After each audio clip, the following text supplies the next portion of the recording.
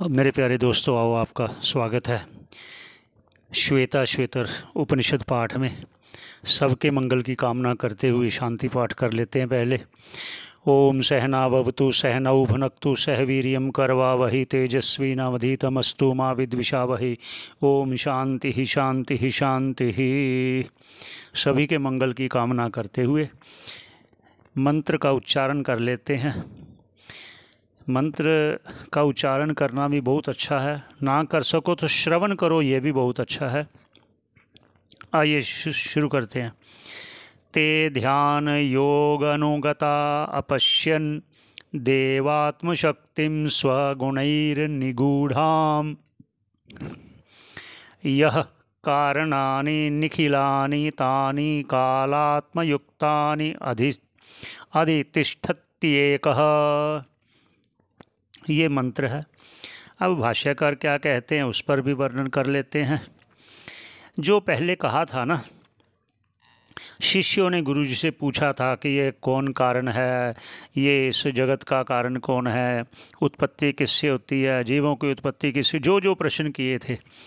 अब गुरु उनके उत्तर देगा, लेकिन पहले वो कहते हैं कि जो एकाग्र मन से उसका ध्यान करता है उसको वो प्राप्त होता है, और फिर उसका आगे चर्चा करते हैं। कहते ते ध्यान योग अनुगता। ते जो जिज्ञासु है, जो जिसने श्रवण किया गुरुमुख से, वो फिर मनन निधि ध्यासन द्वारा आगे क्या कहते, ध्यान। ध्यान अर्थात उस आत्म तत्व का ध्यान करते हुए योग। योग कहते हैं एकाग्रता को, ध्यान भी कहते हैं एकाग्रता को, वही योग है।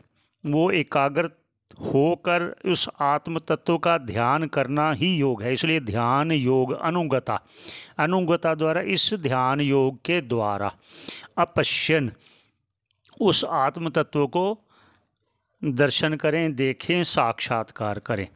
वो देवात्म शक्ति, जो देव की शक्ति है, जो परमात्मा की शक्ति है, वो माया, उस माया को, उस माया के कारण क्या है, स्वगुणैर, उसके अपने गुण। कौन से अपने गुण हैं? देवात्म, दो उस देवता की, उस परमात्मा की शक्ति क्या है, माया है। उस माया के अपने स्वगुण, अपने गुण कौन से हैं? वो है सत्वगुण, रजोगुण और तमोगुण। उन गुणों के कारण ने निगूढ़ाम, छिपी हुई है। वो छिपी हुई क्या है? उस आत्म तत्व को उसने छिपा दिया। वो स्वयं भी अपने आप को प्रकट नहीं करती, ऐसा समझिए। क्योंकि माया को आज तक कोई जान नहीं पाया, कोई देख नहीं पाया, वो स्वयं भी छिपी हुई है। इसे उसने आत्म तत्व को भी छिपा लिया है। तो उस आत्म तत्व को जानने के लिए, दर्शन करने के लिए, पहचानने के लिए, अनुभव करने के लिए गुरु जी अब आगे करते हैं कथन। क्या कहते हैं? यह कारणानि निखिलानि, ये जो कारण है, जो ईश्वर कारण है, जो ब्रह्म कारण है, निखिलानी तानी, वो सभी, क्या तानी? तानी उनके, उन सभी के, किन सभी के?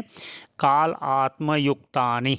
जो पहले कहा ना, काल से ये उत्पत्ति होती है, समय आने पे, जैसे कहा आम का सीज़न हो तो आम होता है, जब लीची का सीज़न हो तो लीची होती है। ऐसे जो अपने अपने काल, समय के अनुसार होती है, ऐसे आगे के जो पहले कहा निगूढ़ाम, छिपी हुई है।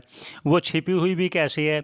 जिस प्रकार सब जानते हैं कि सोना सोना है, लेकिन जब कोई वो जेवर बन जाता है, गहना बन जाता है, फिर कहते हैं कंगन है, हार है, ये झुमका है, ये नथ है, लेकिन सोना उसको नहीं कहता, होता सोना ही। ऐसे वो छिप जाता है, उसका असली स्वरूप छिप जाता है। उसके लिए गुण है। उन सभी कारणों का काल आत्मा, वो काल स्वभाव सब जो कुछ का है, उसका कारण ईश्वर है, अधिष्ठान ईश्वर है, उसका मालिक ईश्वर है। अधिष्ठान अर्थात जो पहले बोला गया ना, काल है, स्वभाव है, वो सब का कारण, वो सब का अधिष्ठान वह परमात्मा है।